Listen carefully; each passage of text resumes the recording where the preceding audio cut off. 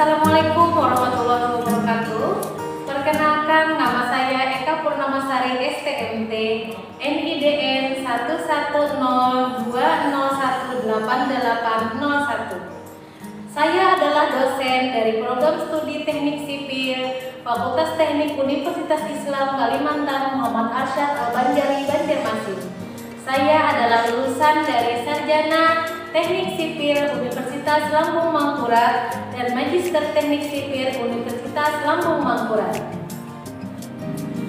Adapun mata kuliah yang saya ampu yaitu statika, mata kuliah analisa struktur 1, mata kuliah struktur beton bertulang 1, dan mata kuliah struktur lainnya. Adapun salah satu mata kuliah yang saya ampu yaitu mata kuliah statika dengan kode mata kuliah TKS 3102 yang dilaksanakan pada semester 1 dengan bobot 3 SKS dengan rumpun mata kuliah keahlian struktur.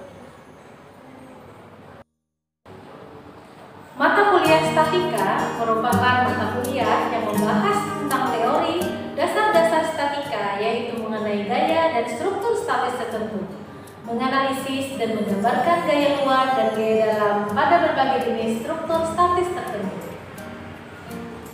Capaian pembelajaran pada mata kuliah statika yaitu mahasiswa diharapkan mampu mengaplikasikan dan menganalisis konsep-konsep statika struktur statis tertentu dalam berbagai rekayasa teknik sipilan dan mampu memberikan solusi pada masalah-masalah pembebanan untuk keperluan struktur berbagai jenis bangunan.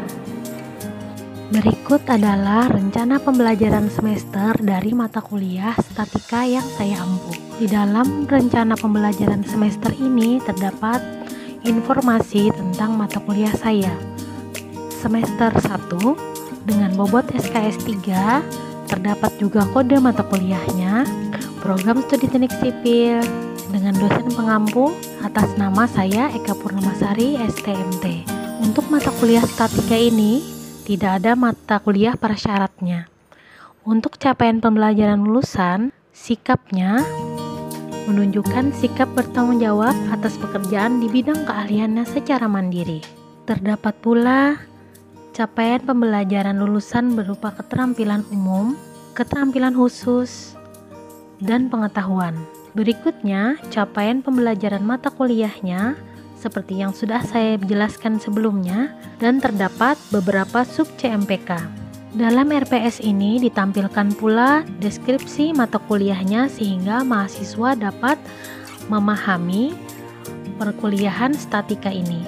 Nah, berikut juga dimasukkan referensi yang saya gunakan dalam perkuliahan sehingga mahasiswa dapat dengan mudah mencarinya di perpustakaan maupun di online. Saya memakai beberapa referensi yang terbaru dari tahun 2015 dan 2019 dan beberapa buku lainnya dari beberapa tahun yang lalu, di mana buku-buku tersebut memiliki penjelasan materi-materi tentang mata kuliah statika, terutama tentang struktur statis tertentu.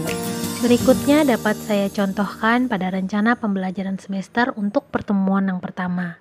Pada pertemuan yang pertama, untuk mencapai sub CPMK yang pertama, yaitu mampu memahami tentang macam-macam gaya dan pembebanan, maka bahan kajian yang saya pakai yaitu pertama saya menjelaskan tentang kontrak perkuliahan pada awal perkuliahan agar mahasiswa dapat mengetahui dan merencanakan apa yang akan dilakukan sampai dengan pertemuan yang ke-16. Berikutnya saya akan menjelaskan tentang panduan, pendahuluan, pengertian gaya dan jenis gaya, konsep pembebanan. Indikatornya untuk pertemuan pertama ini yaitu kemampuan mengidentifikasi gaya dan kemampuan memahami prinsip pembebanan. Untuk metode pembelajarannya ada beberapa macam. Untuk pembelajaran luring atau offline atau tatap muka, biasanya saya lakukan dengan ceramah, diskusi, dan pemberian tugas. Tatap muka dilakukan sebelum terjadinya pandemi dan mungkin setelah pandemi berakhir. Pembelajaran daring atau Zoom yang saya lakukan selama pandemi berupa ceramah, diskusi, dan pemberian tugas. Berikutnya ada juga lewat e-learning. E-learning adalah aplikasi dari universitas yang kami pakai untuk melakukan perkuliahan. Di dalam e-learning, saya bisa memasukkan absen, materi kuliah, video pembelajaran, dan tugas. Pengalaman belajar pada pertemuan pertama ini yaitu untuk mengembangkan kemampuan untuk mencermati, mengidentifikasi, dan memahami tentang macam-macam gaya dan pembebanan. Penilaiannya yaitu berupa atribut hard skill yaitu ringkasan hasil-hasil diskusi, atribut soft skill-nya yaitu mahasiswa diharapkan dapat berpikir kritis, self-confidence, komunikasi, problem solving, dan listening. Di sini juga terdapat bobot. Berikut waktu. Di sini waktunya berdasarkan 3 SKS. Jadi tatap muka dalam 1 minggu selama 3 SKS selama dikalikan 50 menit. Berikutnya penugasan terstruktur. Di kolom waktu dapat dilihat bahwa tatap muka dalam 1 minggu adalah selama 3 SKS dikalikan 50 menit. Berikutnya pengerjaan tugas selama 1 minggu adalah 3 SKS dikalikan 60 menit. Dan belajar mandiri 1 minggu selama 3 SKS dikalikan 60 menit. Referensi yang digunakan dapat menggunakan referensi utama yang pertama dan kedua. Di dalam RPS ini pula sudah lengkap dijelaskan apa saja yang akan dilakukan dari pertemuan yang pertama sampai dengan pertemuan ke-16. Dari 16 kali pertemuan mata kuliah statika, pada pertemuan 8 dan pertemuan ke-16 ada ujian. Pada pertemuan 8 ada ujian tengah semester, pada pertemuan ke-16 ada ujian akhir semester. Berikutnya pada pertemuan-pertemuan lainnya adalah penyampaian materi dan pemberian tugas.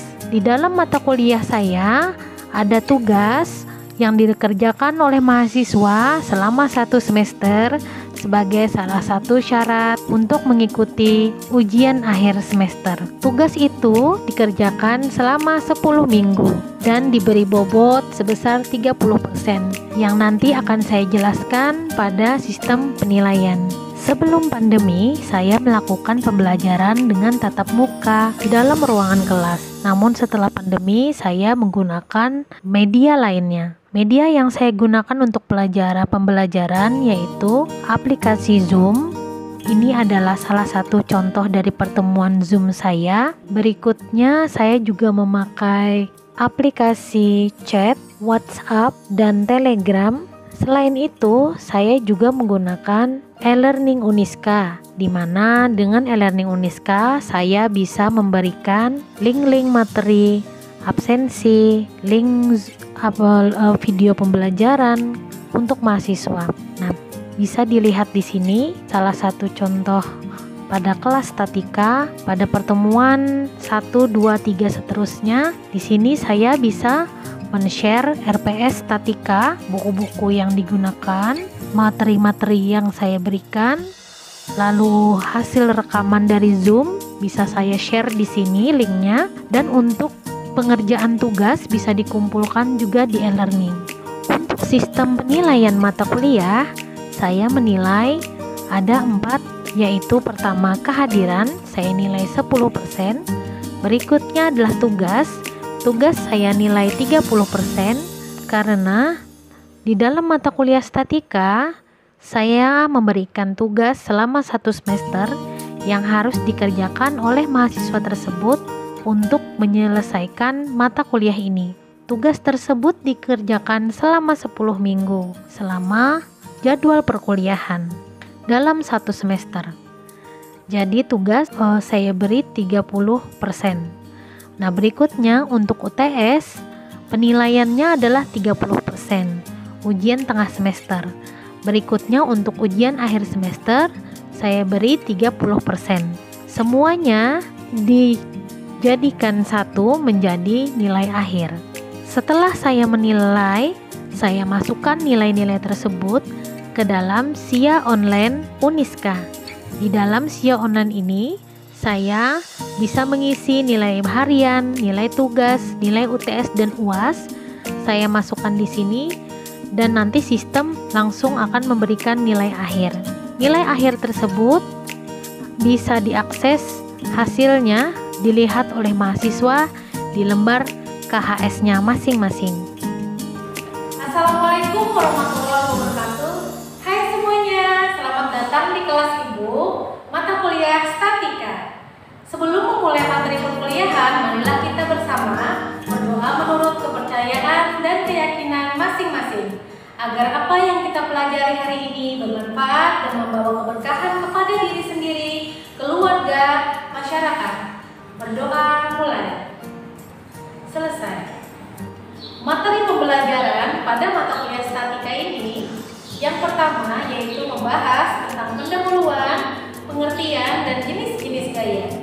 Yang kedua, membahas tentang perletakan dan struktur statis tertentu. Yang ketiga, membahas tentang balok sederhana. Yang keempat, membahas tentang balok cantilever. Yang kelima, membahas tentang balok gerber. Yang keenam, membahas tentang portal. Yang ketujuh, membahas tentang portal 3 sendi. Yang kedelapan, membahas portal lengkung. Yang kesembilan, membahas tentang rangka. Dan yang ke-10 membahas tentang metode garis pengaruh. Adapun referensi yang digunakan dalam mata kuliah Statika dapat dilihat dalam daftar tabel berikut. Berikut adalah materi pembelajaran kita selama 1 semester. Ada 10 materi. Untuk pertemuan kali ini kita akan membahas tentang pendahuluan, pengertian, dan jenis gaya. Pertama-tama kalian harus memahami dulu apa itu pengertian dari statika. Statika adalah ilmu yang membicarakan masalah kesetimbangan gaya mekanika yang bekerja pada suatu struktur. Struktur merupakan gabungan dari komponen-komponen yang menahan gaya tekan atau tarik. Mungkin juga momen untuk meneruskan beban-beban ke tanah dengan aman. Oke, pertama-tama kita mengenal dulu apa itu struktur. Apa sih, gimana sih contoh struktur yang ada di sekeliling kita? Nah, kalian bisa lihat gambar ini. Nah, bisa kalian lihat? Nah, kira-kira apa ini? Kalian semua pasti sudah tahu karena ini ada di sekitar kita. Ya, ada yang bisa jawab? Ini apa? Ya betul. Ini adalah gambar sebuah jembatan. Di ilmu statika, jembatan dengan model seperti ini itu disebut dengan struktur rangka. Yang kalian lihat ini adalah jembatan yang sudah dibuat jadi. Nah, sebelum jembatan ini dibuat jadi, harus melalui proses desain awal dulu dan perhitungan analisa struktur kekuatannya. Nah, ini adalah contoh dari permodelan awal dalam 2 dimensinya. Dari gambar ini, kita akan mengaplikasikan dan menganalisis perhitungan gaya-gaya apa saja yang ada dan terjadi pada struktur jembatan tersebut. Jadi dari jembatan, sebelum jembatan itu jadi dan bisa digunakan, kita harus melewati proses desain awal dan perhitungan analisa struktur. Nah, disitulah statika berperan.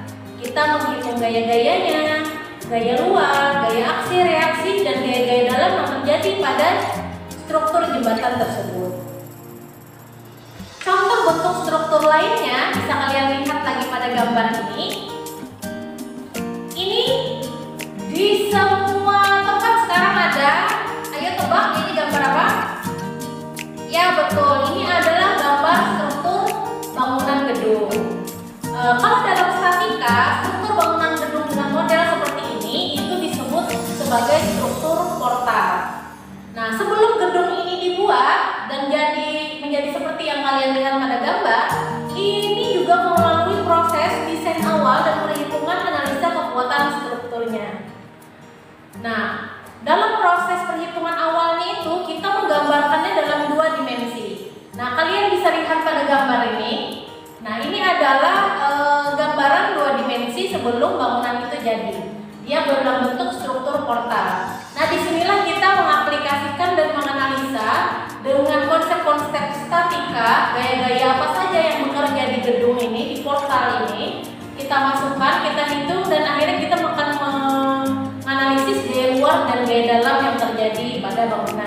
sehingga nanti hasil-hasilnya akan digunakan untuk mendesain berapa luas penampang balok, berapa luas penampang kolom, berapa tebal plat lantai, dan lain-lain. Nah, sekarang kita lanjut mengenal apa itu gaya. Pertama, kita harus mengetahui dulu pengertian dan macam-macam gaya. Gaya atau beban adalah suatu vektor yang merupakan penyebab dari suatu benda baik dalam keadaan diam, bergerak, atau sebaliknya. Dinamakan sebuah gaya apabila dia memiliki 3 unsur. Yang pertama adalah besarnya, dia juga mempunyai arah. Yang ketiga adalah dia memiliki titik tangkap. Nah, berikut Ibu contohkan.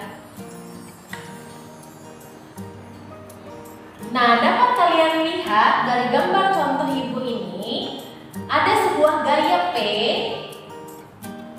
Dia ada titik A, ada titik B, ada juga C. Yang A adalah titik tangkap pada gaya P. B adalah tanda panah merupakan arah gaya P. Dan C adalah panjang gaya atau besarnya gaya P. Sedangkan garis putus-putus itu adalah garis kerja gaya P. Berikutnya, kita mempelajari tentang klasifikasi beban. Ada beberapa jenis beban. Yang pertama adalah beban mati. Apa itu beban mati? Beban mati adalah segala sesuatu bagian pada struktur yang bersifat tetap, termasuk dalam hal ini adalah berat sendiri dari struktur tersebut. Seperti contohnya adalah balok beton bertulang, kolom beton bertulang, balok baja, atap, dinding, plumbing atau peralatan-peralatan elektrika dan lain sebagainya itu adalah sebagai beban mati. Berikutnya ada yang disebut dengan beban hidup. Beban hidup adalah semua beban yang bersifatnya berpindah-pindah atau berjalan, atau beban berjalan, atau beban yang bersifat sementara yang ditempatkan pada suatu tempat tertentu. Nah, contohnya adalah seperti beban kendaraan pada jembatan, lalu beban manusia pada plat lantai bangunan gedung. Habis itu ada beban air pada kolam renang, beban air pada tangki air, dan lain-lain. Berikutnya ada juga yang disebut dengan beban gempa. Beban gempa yang seperti kalian sering dengar di televisi atau di media-media lainnya adalah beban yang bekerja pada suatu struktur akibat dari pergerakan tanah yang disebabkan karena adanya gempa bumi. Nah, ini untuk beban gempa ini kalian bisa lihat contohnya beberapa kejadian gempa di Pulau Jawa, di Pulau Sumatera, dan lain-lain. Nah, lalu berikutnya ada beban angin. Nah, beban angin ini adalah beban yang bekerja pada suatu struktur akibat pengaruh struktur yang memblok aliran angin sehingga energi kinetik angin akan dikonversi menjadi tekanan energi potensial. Nah, untuk beban angin ini itu berbeda dilihat dari posisi bangunan tersebut atau struktur tersebut. Beban angin pada daratan lebih kecil daripada beban angin di daerah pantai. Begitu. Nah, sekarang Ibu akan memberikan contoh pada kalian apa itu beban mati dan apa itu beban hidup yang terdapat pada suatu bangunan gedung. Dapat kalian lihat pada gambar, beban mati itu adalah biasanya berupa beban mati pada kolom, beban mati pada balok, beban mati pada atap, beban mati pada dinding, beban mati berupa plat lantai. Nah, kalian pasti lihat ada gambar manusia di dalam gedung ini. Nah, manusia ini adalah beban hidup untuk gedung tersebut. Nah, berikutnya kita akan mengenal apa macam-macam daripada gaya. Gaya itu terbagi dua. Yang pertama adalah gaya luar dan yang kedua adalah gaya dalam. Nah, gaya luar terbagi dua lagi menjadi gaya aksi dan gaya reaksi. Gaya aksi terbagi menjadi beberapa macam jenis pula, yaitu beban terpusat, beban merata, dan beban momen. Di mana beban merata pun ada dua jenis, yaitu beban merata seragam dan beban merata tidak seragam. Nah, gaya luar berupa gaya reaksi itu dia berupa gaya vertikal, gaya horizontal, dan gaya momen. Nah, untuk gaya dalam itu terbagi menjadi 3, yaitu gaya momen, gaya lintang, dan gaya normal. Untuk pertama ini kalian akan mempelajari tentang gaya luar. Apa itu gaya aksi dan apa itu gaya reaksi? Gaya luar adalah gaya yang bekerja pada elemen suatu komponen struktur, termasuk berat sendiri komponen struktur tersebut. Gaya luar ini terbagi menjadi 2, yaitu gaya aksi dan gaya reaksi.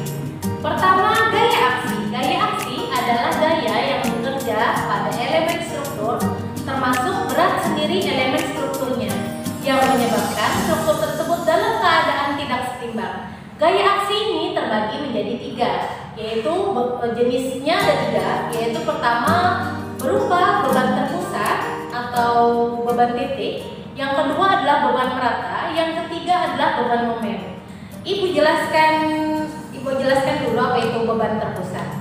Jadi beban terpusat itu adalah beban yang bekerja pada suatu titik. Nah, contohnya adalah seperti beban terpusat kolom pada suatu fondasi. Atau bisa kalian lihat pada contoh ini, dianalogikan di sini ada seorang manusia yang berdiri di atas balok atau plat lantai. Dia hanya berdiri saja. Maka pada saat kita menghitung analisa strukturnya, kita ubah beban manusia yang berdiri tadi menjadi beban terpusat karena dia hanya berdiri pada satu titik. Itu contoh sederhananya. Satuannya karena dia adalah beban terpusat pada satu titik, maka hanya contohnya kilogram, ton, satuan berat. Nah, berikutnya adalah beban merata. Beban merata ini adalah beban yang bekerja pada suatu panjang tertentu.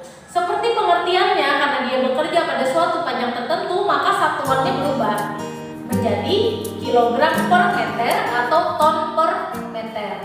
Contohnya bisa kalian lihat pada gambar ini. Ada beberapa sejumlah manusia yang berdiri di atas suatu struktur balok atau plat lantai. Mereka berdiri sepanjang bentang struktur tersebut, sehingga pada saat kita menghitung analisa strukturnya, kita anggap bahwa sekumpulan manusia tersebut adalah sebagai sebuah beban merata.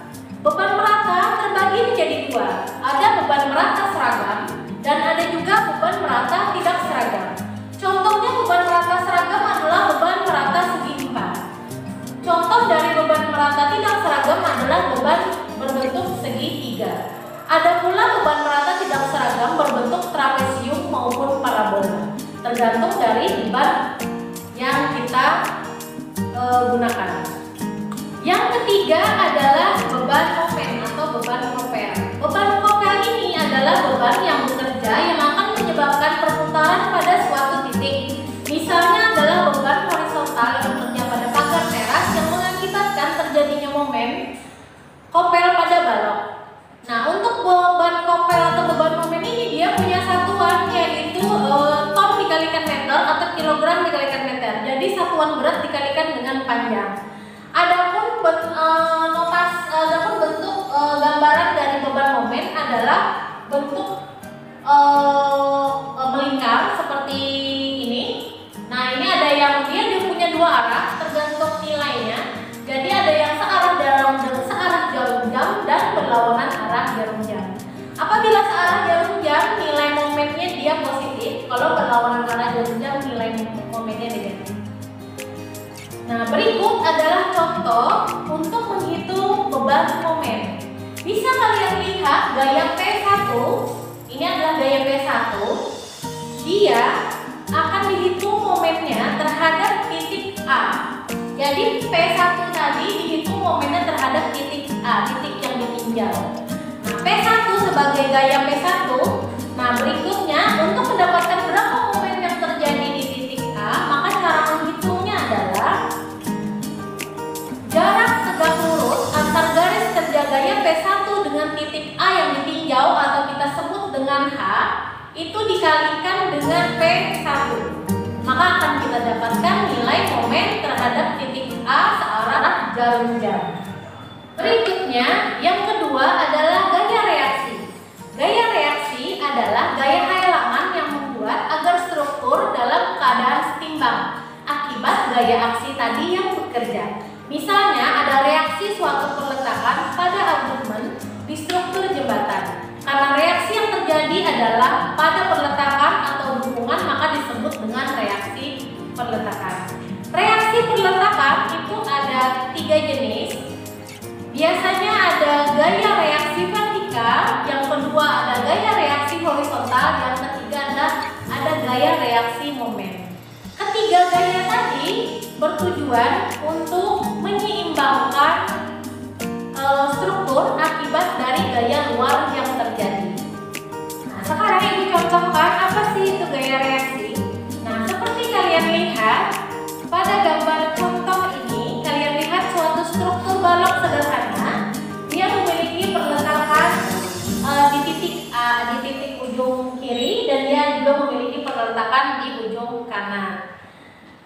Kalian lihat pada balok ini kita sebut balok ya, yang horizontal ini.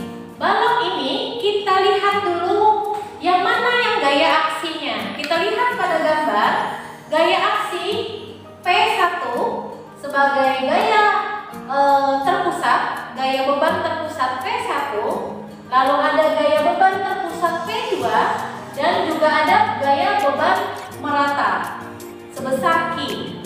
Nah, itu ada juga gaya momen di bagian tengah bentang. Itu adalah gaya luar yang bekerja pada struktur balok tersebut. Akibat dari gaya luar ini, maka timbullah gaya reaksi pada peletakan. Yang mana disebut peletakan? Nah, nanti kita penjelasan untuk peletakan setelah materi ini. Ibu contohkan dulu. Yang di ujung ini itu disebut dengan peletakan sendi. Yang di sini dengan notasi ada lingkarannya itu adalah roll, disebut dengan roll. Nah, di roll dan sendi inilah terjadinya gaya reaksi.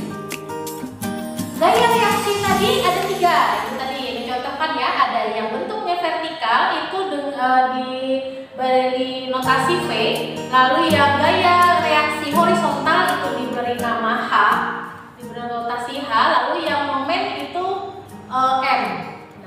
Pada struktur ini kita lihat bahwa gaya aksinya P1 dan P2 ini mengarah dominan ke bawah, beserta Q1 pun dominan ke bawah. Maka gaya reaksi yang terjadi adalah vertikal, arahnya melawan dari gaya aksi, jadi arahnya ke atas. Nah, seperti kalian lihat P1 dia miring ke arah sana. Maka gaya reaksi yang terjadi adalah H melawan arah dari arah gaya P1. Ini adalah contoh dari cara mengidentifikasi yang mana gaya aksi dan mana gaya reaksi. Gaya aksi terbagi menjadi 3 jenis, yaitu beban titik atau terpusat, beban merata, dan beban kopel atau momen. Berikutnya, gaya reaksi adalah gaya penghalang yang membuat agar struktur dalam keadaan seimbang akibat aksi yang bekerja. Nah, bagaimana cara mengerjakan soal ini? Seperti kalian lihat, ini ada suatu struktur balok sederhana. Di balok ini terdapat gaya aksi dan gaya reaksi yang terjadi. Nah, sekarang berdasarkan gambar ini, maka identifikasilah dan jelaskanlah jenis-jenis gaya aksi dan gaya reaksi yang terjadi pada struktur balok sederhana ini. Nah, jadi seperti misal contohnya ya, diberikan contoh cara menjawabnya. Misal P1 itu adalah jenis apa? Gaya aksi kah? Gaya reaksi kah? Apakah dia gaya beban terpusat kah? Atau dia beban merata? Dan dijelaskan. Oke, kalau begitu, kalau tidak ada lagi yang kalian tanyakan, baiklah kita cukupkan sampai di sini. Pertemuan kita, materi kita hari ini semoga bermanfaat bagi kita semua. Mohon maaf lahir batin apabila ibu ada salah kata. Sampai jumpa pertemuan berikutnya. Assalamualaikum warahmatullahi wabarakatuh.